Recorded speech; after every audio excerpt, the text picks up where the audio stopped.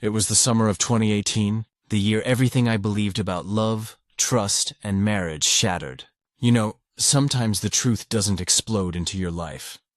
It whispers in quietly, like a ghost from the past. And that whisper came from a box I was never supposed to open. My name's Daniel, and if you're married, you might think you know your partner inside out. I thought I did too, until I found out my wife had been hiding letters from my late mother. Letters she never wanted me to read. Letters that changed everything I knew about both of them. When I opened that box, I wasn't just reading my mother's words. I was reading my wife's lies. And in that moment, I realized betrayal doesn't always come from strangers.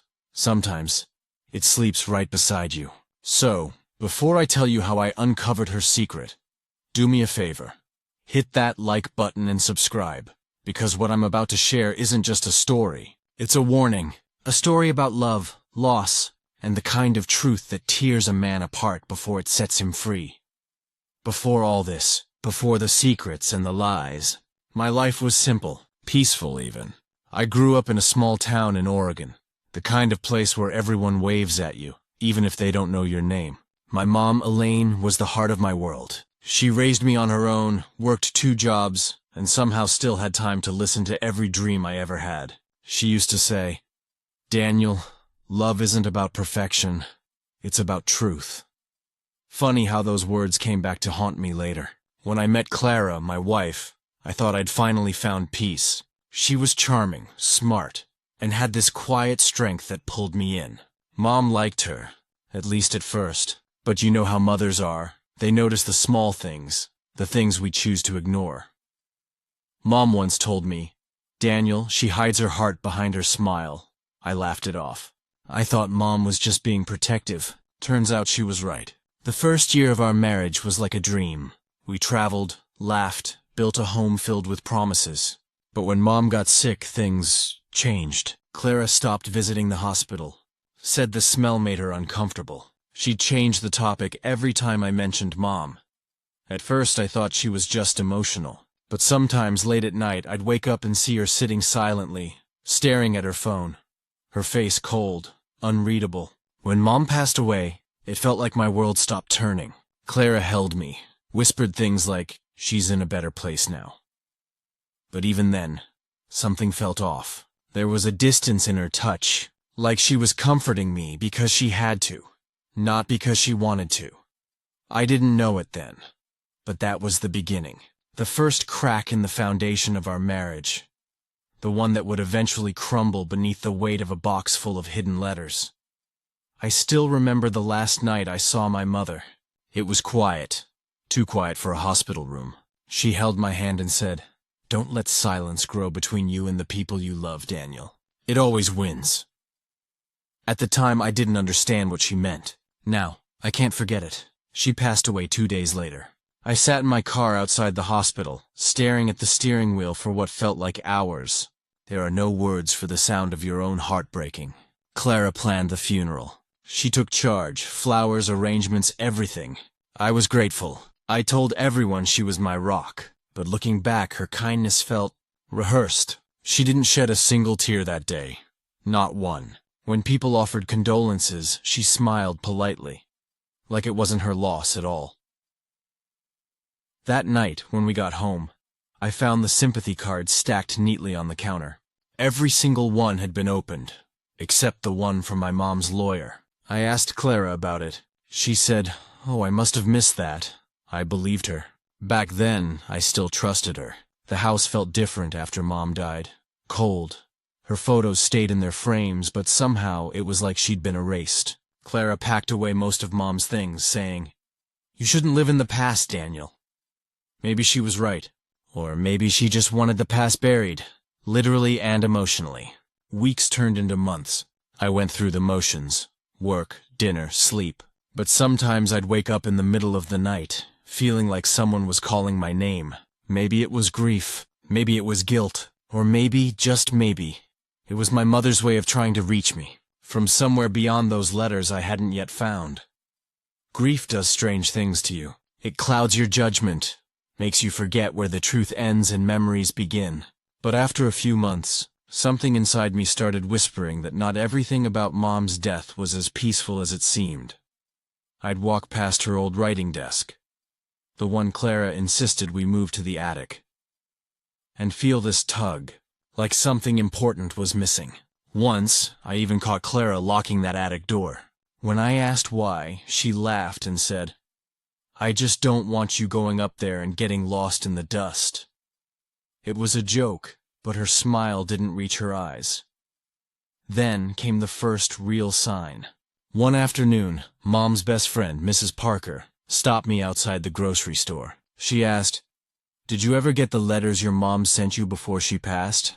I froze. Letters? I told her I hadn't. She looked confused and said, "She mailed them weeks before she died. Said they were important." I went home that night and asked Clara. She shrugged it off. "Maybe they got lost," she said. Lost. But something in her voice made me doubt it. After that, small things started to pile up. Clara got jumpy whenever I mentioned Mom. She'd change the subject.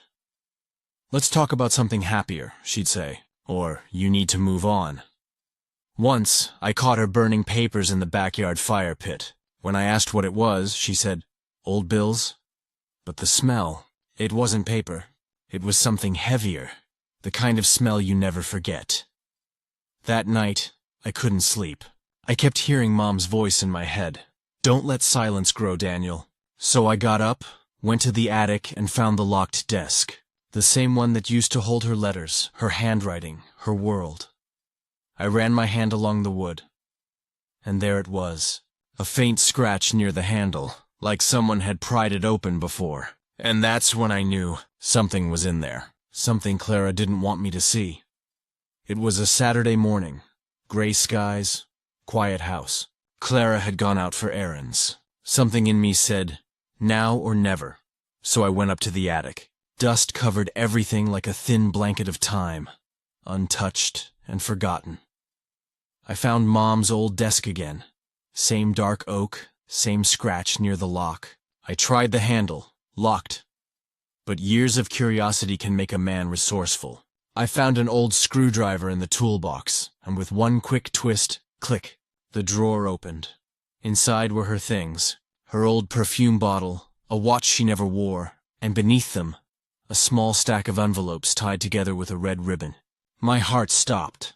The handwriting was hers. That elegant looping script I hadn't seen since the funeral. I whispered Mom, and my hands began to shake. Each envelope had my name on it. Some dated just days before she passed. But the worst part? The seal on every envelope had already been broken. Someone had read them before me. For a moment, I couldn't move. The attic felt colder, heavier.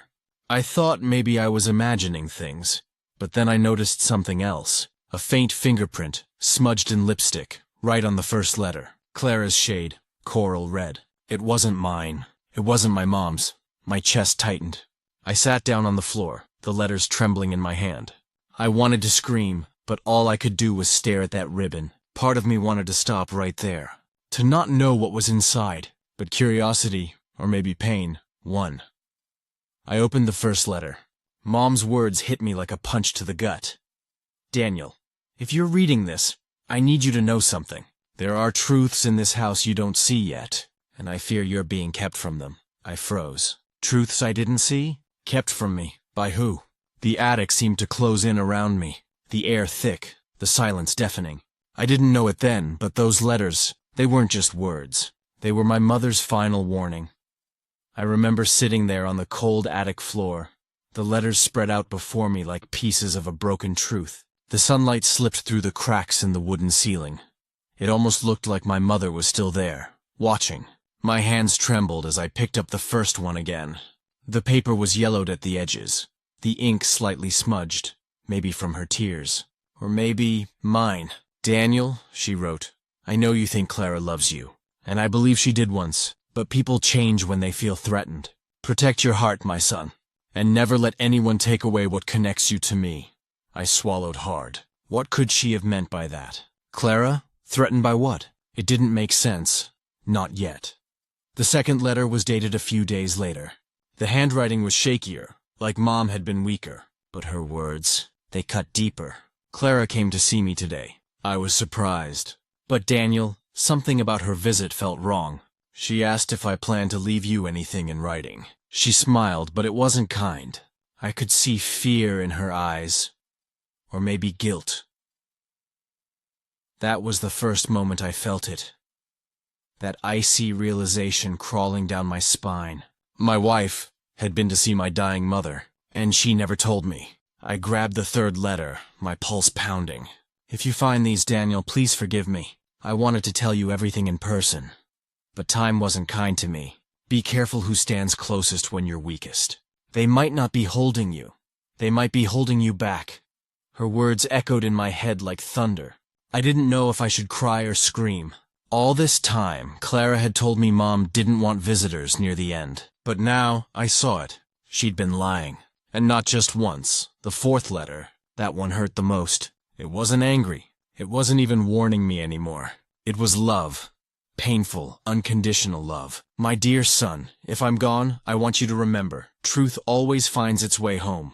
No matter who hides it, no matter how deep they bury it, truth rises. And when it does, it will demand to be seen.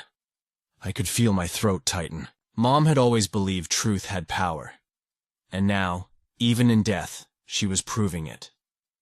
I pressed the paper to my chest, and for the first time in years, I felt her presence again. Warm, steady, unshakable. Then I noticed something strange. A fifth envelope, hidden behind the others with no date. It wasn't sealed. Inside was a smaller folded note, written in a rush, ink blotted, uneven. If Clara finds these before you do, she will destroy them. She's afraid I told you what she confessed that night. If she hasn't yet, be patient. The truth will show itself when she least expects it. Confessed what night? I whispered. What had my wife told my dying mother? Suddenly, all those cold stares, late-night phone calls, and secret glances made sense. Clara wasn't just hiding something. She was protecting something. But what? I sat there in silence, the attic swallowing every sound except my heartbeat. Each word my mother wrote felt like a breadcrumb leading to something darker. I looked around, at her perfume bottle, her folded shawl, her world that had been stolen from me one secret at a time. And that's when the fear turned into resolve. I realized I couldn't stay silent anymore.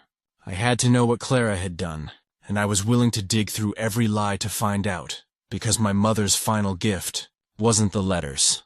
It was the truth she made sure I'd find, no matter the cost. That evening, the air felt different, heavy, like the house itself was holding its breath. I sat at the dining table with those letters spread out in front of me. When Clara walked in, holding a grocery bag, she froze. Her smile vanished the second she saw the envelopes. "Where did you get those?" she asked. Her voice wasn't surprised. It was scared. And that fear told me everything I needed to know. I didn't yell. I didn't accuse. I just looked at her and said, "You opened them, didn't you?" She didn't answer at first. Just stood there, her hands gripping the counter like it was the only thing keeping her upright. Then she whispered, "Daniel, you don't understand." But I did. Too well. I slid the first letter across the table toward her. "Mom said you visited her before she died. You never told me that." Her eyes filled with tears, but they weren't the kind you cry out of pain. They were the kind you cry when you've been caught. She sat down, staring at her reflection in the polished table. "Finally," she said, "your mother hated me. She tried to poison you against me. I couldn't let her do that, not when you were all I had." "Poison me?" The words hit me like a slap. I leaned forward. "So you hid her letters? You decided what truths I could and couldn't handle?" She started to cry harder, shaking her head. "You don't know what she said to me that night, Daniel. You don't know what she made me promise." "What promise?" I demanded. She looked up, her voice trembling. "She told me she'd write to you. I begged her not to. I thought, if you read those letters, you'd hate me. And I was right. That was it. The confession. Not shouted, not dramatic, just quiet and real. The kind of truth that doesn't need volume to destroy everything around it." For a long moment, neither of us spoke. The rain tapped against the window like a ticking clock. I felt the weight of years pressing down. Trust, love, grief, all blending into one sharp ache in my chest. I stood up slowly and said, "You didn't just take my mother's letters. Clara, You took her voice, and without another word, I left the table. Behind me, she whispered, I did it because I loved you. But love built on silence isn't love. It's control. And that night, as the storm raged outside, I knew something inside me had finally broken. For good.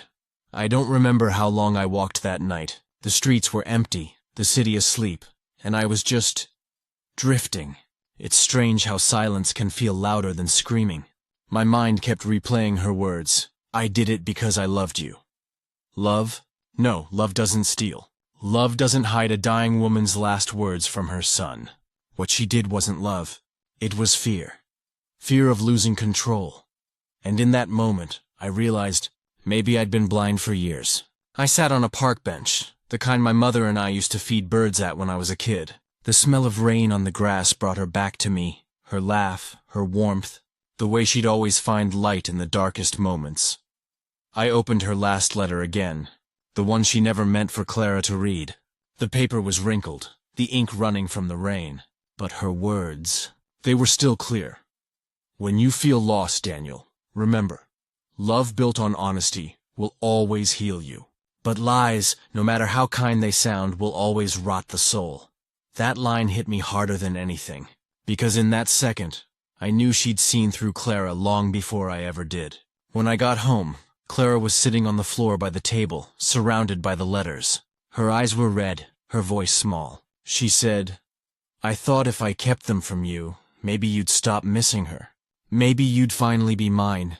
I looked at her, really looked at her, and felt nothing. Not anger, not hate, just emptiness. Like the woman I once loved had vanished, and all that was left was a stranger who spoke with her face. I gathered the letters, tied them back with the red ribbon, and walked outside. The rain had stopped, but the air still smelled like endings. I drove to the cemetery, to the spot where my mother rested. I knelt there, soaked shoes in the mud, and whispered, You were right, Mom, about everything. Then I placed the letters beside her grave, where they always belonged. For the first time in years, I felt peace. Not joy, not relief, just quiet peace. When I got back home, Clara was asleep on the couch, clutching her phone. I didn't wake her. I didn't say goodbye. I just walked past her, went into our bedroom, and started packing my things. Because sometimes, forgiveness isn't about letting someone stay. It's about giving yourself permission to finally leave. Dawn came quietly the next morning. The kind of sunrise that doesn't announce itself. It just creeps in, soft and golden, like forgiveness. I sat by the window, suitcase beside me, watching light fall across the floor. It felt strange, this mix of pain and calm, like I'd finally exhaled after holding my breath for years.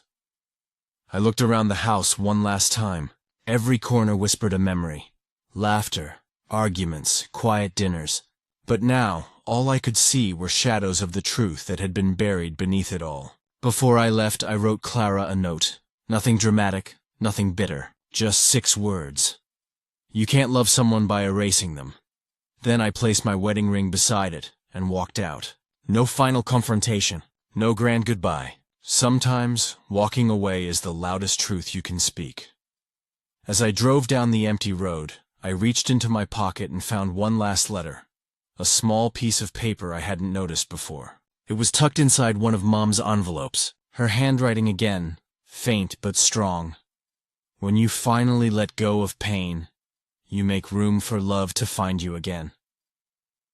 And for the first time, I believed her. Life didn't magically fix itself after that. Healing isn't a straight road. It's slow, messy, and quiet.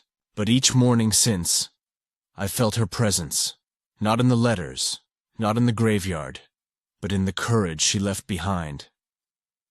I started visiting the old park again, feeding the birds, smiling at strangers. It's strange how peace doesn't always come from answers. Sometimes it comes from finally accepting the truth. So if you've ever lost someone or trusted someone who broke you, remember this: the truth doesn't destroy us. It sets us free, and sometimes freedom means walking away with nothing, except your mother's words echoing in your heart. It's been a year since that day. A year since I found those letters, and the truth buried beneath them. I still keep one photo of Clara in a drawer. Not because I miss her, but because she's a reminder of what silence can cost. My mother's words still guide me. Love built on honesty will always heal you. And maybe that's what life is really about. Not perfection, not control, but honesty. If you're listening right now, maybe you've been betrayed too. Maybe you're holding on to something that's been eating away at your heart. Let it go. You can't rewrite the past, but you can choose how the story ends. Because every ending, even the painful ones, are just beginnings in disguise. So if my story meant something to you, if it made you feel seen, hit that like button, subscribe, and share it with someone who might need a little strength today. This is Daniel, and this was my story, The Letters My Wife Hid.